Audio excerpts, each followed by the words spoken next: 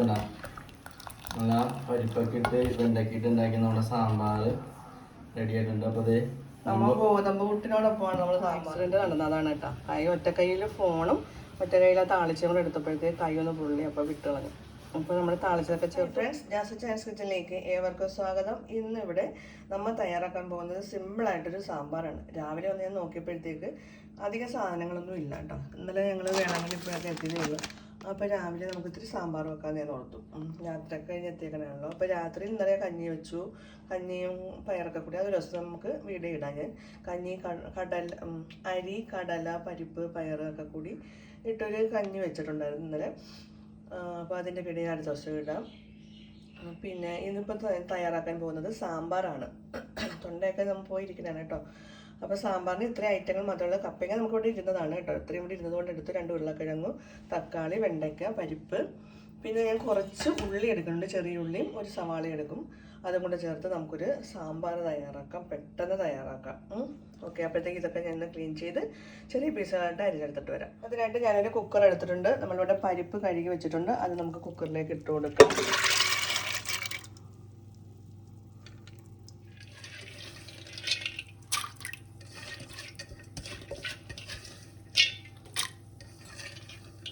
ഇനി നമ്മളെടുത്ത് വെച്ചിരിക്കുന്ന ഉരുളക്കിഴങ്ങും കപ്പങ്ങയും പപ്പായ, പിന്നെ ഞാൻ 2-3 പീസ് മത്തങ്ങ എടുത്തിട്ടുണ്ട്. അതും കൂടി ഇട്ട് കൊടുക്കുകയാണ്. നമ്മുടെ കയ്യിൽ എന്തൊക്കെ ഉണ്ടോ അതൊക്കെ നമുക്ക് ഇട്ട് സാമ്പാർ തയ്യാറാക്കാം. ഒന്നും ഇല്ലെങ്കിൽ വെറുതെ ഉള്ളി മാത്രമാണെങ്കിലും വെച്ച് നമുക്ക് സാമ്പാർ തയ്യാറാക്കാം. ഇനി ഇതിലേക്ക് നമുക്ക് കുറച്ച് മഞ്ഞൾപ്പൊടി ഇട്ട് കൊടുക്കാം.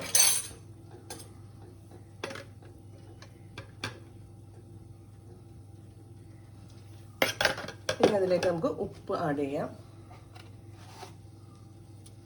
കുറച്ച് വെള്ളം കൊണ്ട് ഒഴിച്ചതിന് ശേഷം നമുക്കത് അടച്ചു വെച്ച് വേവിച്ചെടുക്കാം.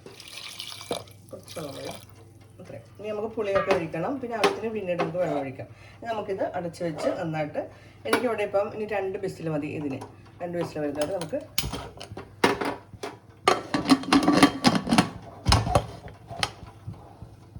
ഇതിലേക്ക് നമുക്ക് ഒരു സവാളയും 2-3 പച്ചമുളകും ഞാൻ എടുത്തിട്ടുണ്ട്. അതും കൂടെ നമുക്ക് ആഡ് ചെയ്തതിന് ശേഷം നമുക്ക് അടച്ചു വെക്കാം. അപ്പോൾ ഇതിടാൻ ഞാൻ മറന്നുപോയിട്ടാണ്. അപ്പോൾ അതും കൂടി ഇട്ടിട്ട് നമുക്ക് അടച്ച് വെച്ച് വേവിച്ചെടുക്കാം.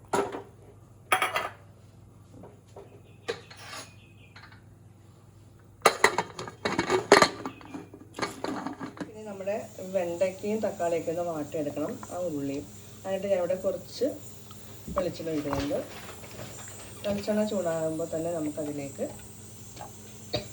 വെണ്ടയ്ക്ക ഇട്ട് കൊടുക്കാം. വെണ്ടയ്ക്കയിലേക്ക് നമുക്കൊരു ഒരു വെളുപ്പിട്ട് കൊടുക്കാം. വെണ്ടയ്ക്ക വാടിയതിന് ശേഷം നമുക്ക് തക്കാളി കൂടെ ചെയ്യാം.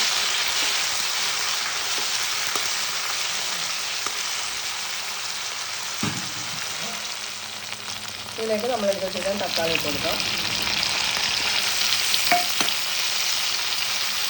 അതിലേക്ക് തന്നെ ചെറിയ ഉള്ളിയും 2-3 വെളുത്തുള്ളി ഒന്ന്.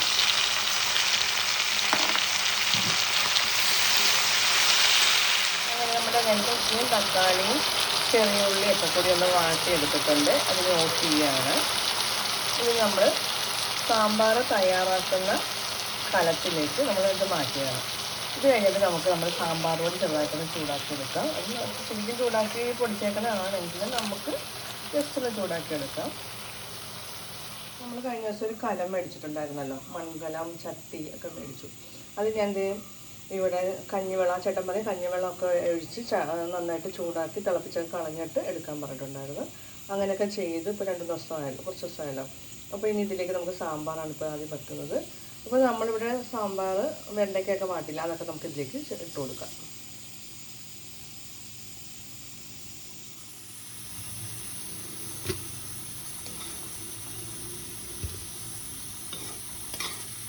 നമ്മുടെ പച്ചക്കറി അപ്പുറത്തെ സൈഡിൽ വേകുന്നുണ്ട്. പെട്ടെന്ന് വരാൻ വേണ്ടിയിട്ടാണ് കേട്ടോ. അല്ലെങ്കിൽ നമുക്ക് ഈ കലത്തിൽ തന്നെ പച്ചക്കറിയൊക്കെ അരിഞ്ഞ് നമുക്ക് വേവിച്ചെടുക്കാം. അപ്പം ഇത്തിരി പെട്ടെന്ന് ആയിക്കോട്ടെ എന്ന് ഓർത്തിട്ടാണ് ഞാൻ കുക്കറിലോട്ട് ആ പച്ചക്കറിയും പരിപ്പും ഒക്കെ കൂടി വെച്ചേക്കുന്നത്.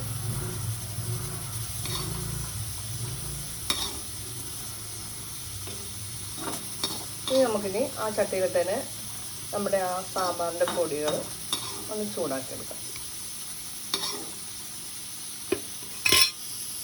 ഇവിടെ ഉള്ളത് ബ്രാഹ്മിൻസിൻ്റെ സാമ്പാർ പൊടിയാണ് കേട്ടോ. ഞങ്ങളതാണ് ഇവിടെ ഉപയോഗിക്കുന്നത്. മതി, നമുക്ക് കുറച്ച് മതി. ഇത് നമുക്ക് നന്നായിട്ടൊന്ന് ചൂടാക്കിയെടുക്കാം. കരിഞ്ഞു പോകരുത്, കരിഞ്ഞു പോകാതെ ചൂടാക്കിയെടുക്കാം. ഇതിലേക്ക് ഞാൻ വേറെ മുളക് പൊടി ഒന്നും ചേർക്കുന്നില്ല. പിന്നെ കായത്തിൻ്റെ പൊടി അവസാനം ഒന്ന് തിളച്ചതിന് ഇട്ട് കൊടുക്കുന്നുണ്ട്. അത്രേ ചെയ്യുന്നുള്ളൂ, വേറെ പൊടികളൊന്നും ഇടുന്നില്ല.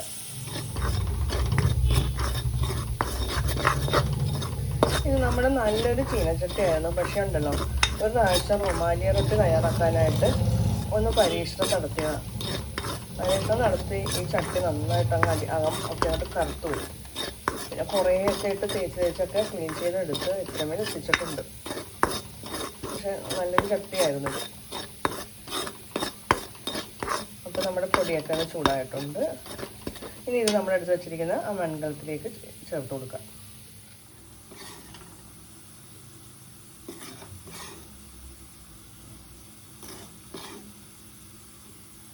നമ്മുടെ കുക്കർ നമുക്ക് തുറന്ന് നോക്കാം.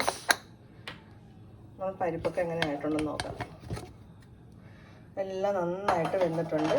ഇനി നമുക്ക് നമ്മുടെ മൺകലത്തിലേക്ക് ഇട്ട് കൊടുക്കാം. ഇതെല്ലാം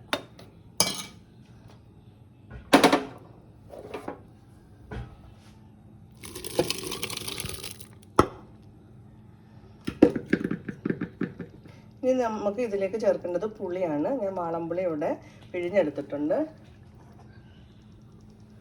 പുളി ഇവിടെ പിഴിഞ്ഞെടുത്ത് വെച്ചിട്ടുണ്ട്. അത് നമുക്ക് അരിച്ചൊഴിച്ച് കൊടുക്കാം. നമുക്കിനി ഫ്ലെയിം ഓൺ ആക്കിയതിന് ശേഷം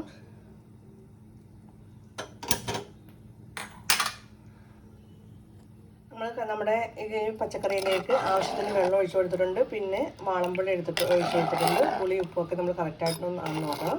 ഇനി നമുക്ക് നന്നായിട്ടൊന്ന് തിളപ്പിച്ചെടുക്കണം. അടിയിലൊന്നും പിടിക്കാതെ നമ്മൾ നോക്കണം നന്നായിട്ട്. ഒരുപാട് പച്ചക്കറികളൊന്നും നമ്മളിവിടെ എടുത്തിട്ടില്ല. നമ്മളെടുത്തേക്കുന്നത് ഇവിടെ ഉണ്ടായിരുന്ന പപ്പായ, പിന്നെ 2 ഉരുളക്കിഴങ്ങ്, പിന്നെ വെണ്ടയ്ക്ക, അങ്ങനെയൊക്കെ 5-6 ഐറ്റങ്ങൾ, 2-3 ഐറ്റം മാത്രമേ ഉള്ളൂ കേട്ടോ. വേറെ അധികം ഇല്ല. പുതിയ കലത്തിലാണ് നമ്മളിവിടെ തയ്യാറാക്കണം. ആദ്യം ഞാൻ കുക്കറിലൊക്കെ വേവിച്ചത് കേട്ടോ. അതിന് ശേഷമാണ് ഇതിലേക്ക് നമ്മൾ ആദ്യം കാണിച്ചിട്ടുണ്ടായത്.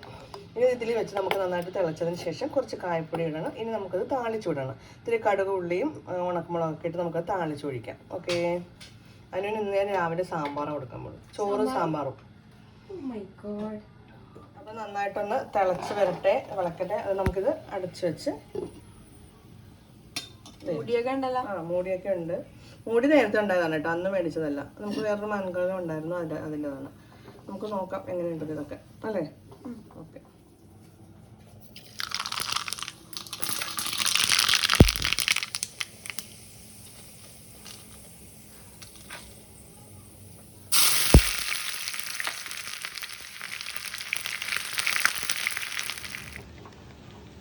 നമ്മുടെ സാമ്പാർ നന്നായിട്ട് തിളച്ചിട്ടുണ്ട്. അതിലേക്ക് നമുക്ക് കുറച്ച് കായപ്പൊടി ഇടാം. കായപ്പൊടിയൊക്കെ ഈ പൊടിയിലുള്ളതാണെങ്കിൽ നമുക്ക് വേണ്ടി ഒരു തൃപ്തിക്ക്. ഇനി ഇതിലേക്ക് നമ്മൾ താളിച്ച് വെച്ചിരിക്കുന്ന ഇട്ട് കൊടുക്കാം. ആക്സിഡൻറ്റ് നടന്നതാണ് കേട്ടോ. ഒറ്റ കയ്യിൽ ഫോണും ഒറ്റ കയ്യിൽ ആ താളിച്ചും കൂടെ എടുത്തപ്പോഴത്തേക്ക് കൈ ഒന്ന് പുള്ളി അപ്പോൾ വിട്ട് കളഞ്ഞു. അപ്പോൾ നമ്മൾ താളിച്ചതൊക്കെ ചേർത്ത് ഫ്ലെയിം ഓഫ് ചെയ്ത് ഇനി കുറച്ച് നേരം നമുക്കിത് അടച്ചു വെക്കാം. അങ്ങനെ നമ്മുടെ സാമ്പാർ ഇവിടെ തയ്യാറായി. Sambar is ready. ഏതണ്ട നല്ല പരിപ്പൊക്കെ ഇട്ട് വെണ്ടക്കിട്ട് ഉണ്ടാക്കി നമ്മുടെ സാമ്പാർ റെഡി ആയിട്ടുണ്ട്. അപ്പോൾ അത് നമ്മൾ ഗോതമ്പ് പുട്ടിനോടൊപ്പമാണ് നമ്മൾ സാമ്പാർ എടുക്കുന്നത്. നല്ല സൂപ്പർ ഗോതമ്പ് പുട്ടും ഉണ്ട്. ഇങ്ങനെ കഴിച്ച് നമുക്ക് കഴിക്കാം അല്ലേ. വീഡിയോ ഇഷ്ടപ്പെട്ട എല്ലാവരും ലൈക്ക് ചെയ്യണം, ഷെയർ ചെയ്യണം, കമന്റ് ചെയ്യണം. Okay, thank you.